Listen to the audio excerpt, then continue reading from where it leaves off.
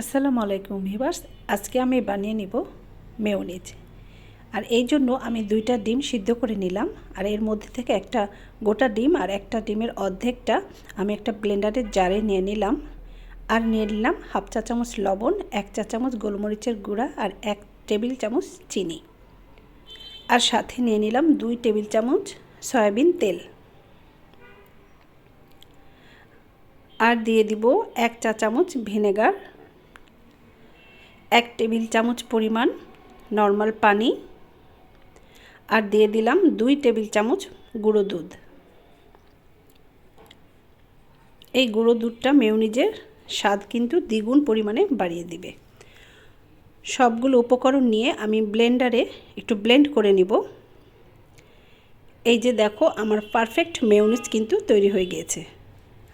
আর আমার তৈরি মেয়োনিজ দিয়ে আমি আজকে চিকেন স্যান্ডউইচ তৈরি করে দেখাবো। আর সেই জন্য নিয়ে নিলাম 4 পিস পাউরুটি। আর এর চারপাশ পোড়া অংশগুলো একটা ছুরি দিয়ে কেটে ফেলে দিলাম। তো ফেলে দেব না, এটা আমি বেক করে ব্রেড ক্রাম্ব তৈরি করে নেব। আর একটা শসা আর গাজর একটা গ্রেটার মেশিন দিয়ে আমি গ্রেট করে নিব। এটা বটি দিয়ে ঝুরি করে কেটে নিলেও হবে, তবে আমি গ্রেটার মেশিন দিয়ে গ্রেট করে নিলাম।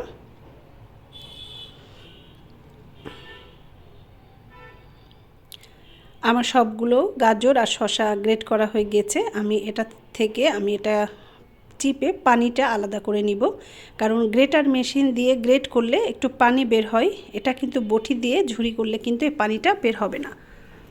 তো আমি পানি থেকে শসা আর গাজরগুলো আলাদা করে নিলাম, চিপে আলাদা করে নিলাম।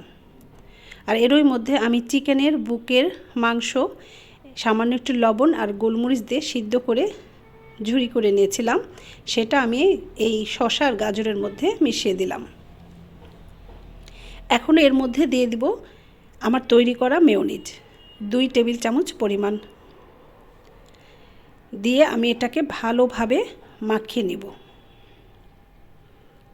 আর অন্য কিছুই দিতে হবে না, কারণ মেয়োনিজের মধ্যে সব কিছুই দেয়া আছে। এখন ভালোভাবে মেয়োনিজটা মেশানো হয়ে গেলে আমি পাউরুটিটা দিয়ে স্যান্ডউইচটা তৈরি করে নেব। পাউরুটির উপরে এই শসা গাজরের পুরটা আমি চামচ দিয়ে সমানভাবে দিয়ে দিব। খুবই সহজভাবে এই স্যান্ডউইচটা তৈরি করা যায়। বাসায় কোনো গেস্ট আসলে গল্প করতে করতেই খুব সহজ উপায়ে তৈরি করে দেওয়া যাবে।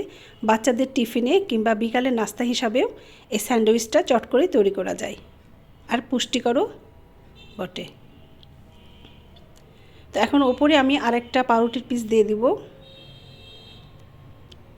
এবার ছুরি দিয়ে স্যান্ডউইচ আকারে মাঝ বরাবর কেটে দিলে কিন্তু আমার খুব সহজ উপায়ে চিকেন স্যান্ডউইচ তৈরি।